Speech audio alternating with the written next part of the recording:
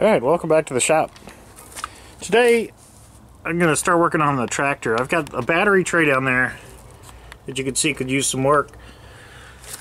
And then over here I've got this toolbox with a bunch of little pins and stuff in it. And I'm not exactly sure how these are affixed in here, but I want to start cleaning these up. Again, the tractor runs fine. It's going to need some hoses and fluid changes and filters and all that, and I'll get to it, but just for tinkering around now, I want to go ahead and start with some of these problem areas. The seat could obviously use a little bit of work, and but I might save that for another day because I need to drive this thing around in the near term. So let me go ahead and start taking this apart. Now, I had mentioned in some earlier videos that I had let my brother borrow my other Impact, and I've got this new, it says Onyx, but this is the Astro Pneumatic Impact, and I've watched a lot of South Main Auto. He's got a good channel and he really swears by these. And this has got the Milton, the larger bore air.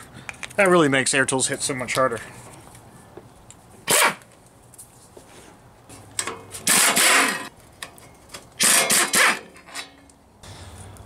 There's that. Now, one of the key things with working on any project like this is put the bolts back when you can.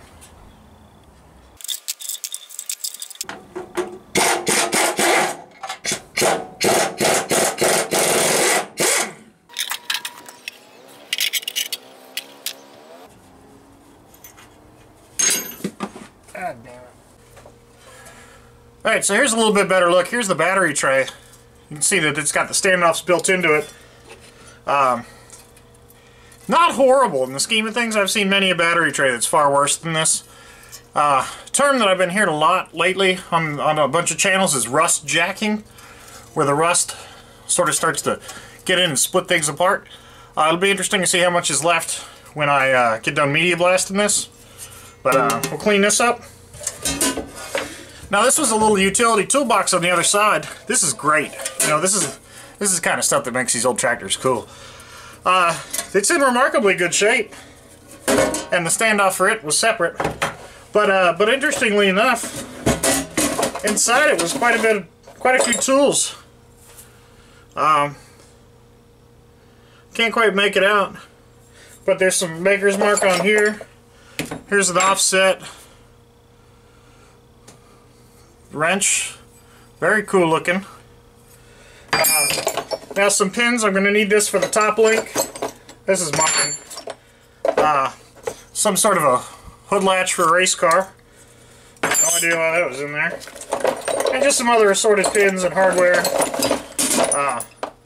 This will be handy stuff for the tractor.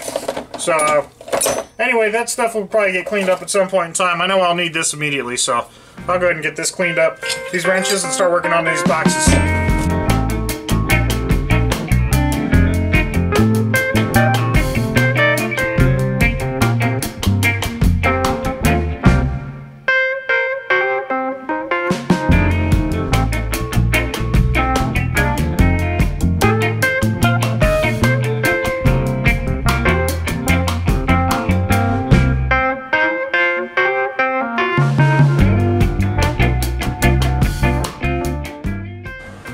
Alright, so I've got the pieces media blasted now. The battery tray is pretty jacked up in spots, but you know, structurally, all the parts where it counts are really strong. This is going to be more than enough to hold a battery.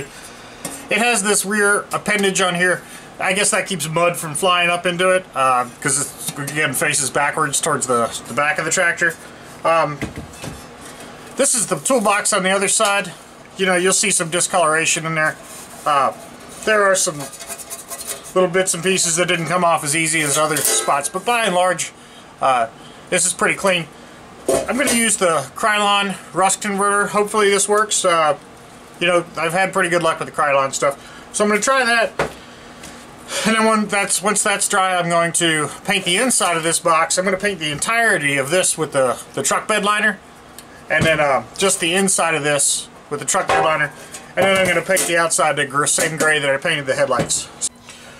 Alright, so I had some issues with the Krylon. This, I've been shaking this thing like crazy. Just absolute crazy.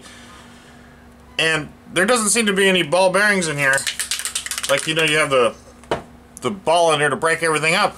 Just nothing. I mean, shaking it as hard as I physically can, and nothing happens, and it's spraying like clear, like the paint, the dye, the pigment or whatever, and whatever the solvent is that's in here just aren't mixing. So this is shot.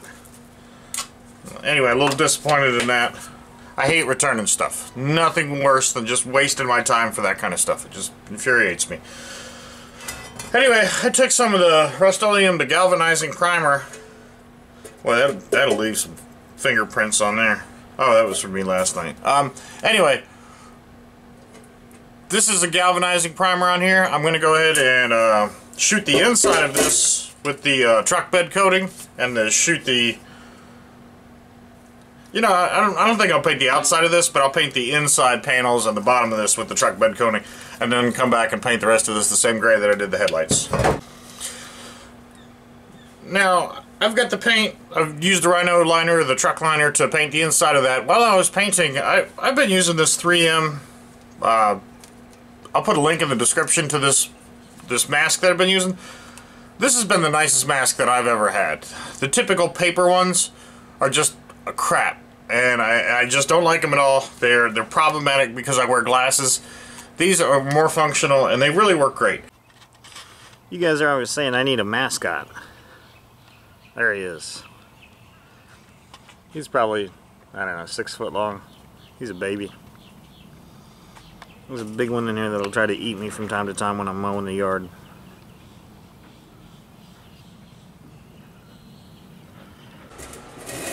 Alright, so the tractor project is coming along in a bunch of different pieces. It is just all over the place at this point in time. And I love it when it's like that. I just got this to do and that to do. It's not the best way to manage a project, but it's entertaining as hell, because I'll work on something, get bored, move on to something else, get bored, move back and forth. I just have to sort of rein it in and keep it, I don't know, under a low, like, you know, there's a relatively low number of things going on.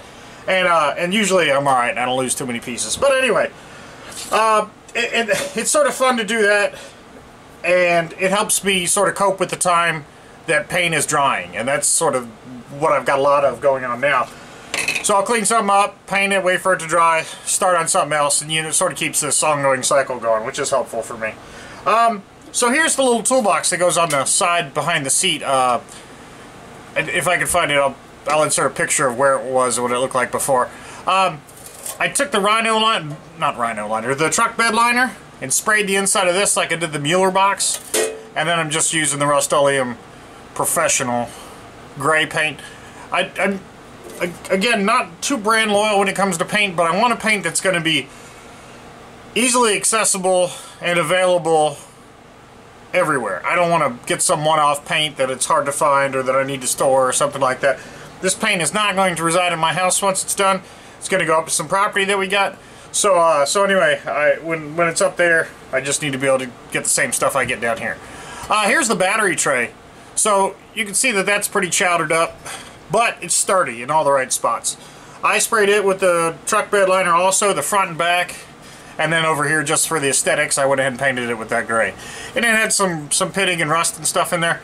Again, my primary purpose for this is to just stop the rust.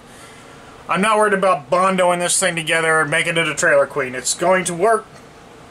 And anyway, I got a lot of footage, but I think I'm just going to try to constrain this video down to these 2 boxes, and we'll go from there.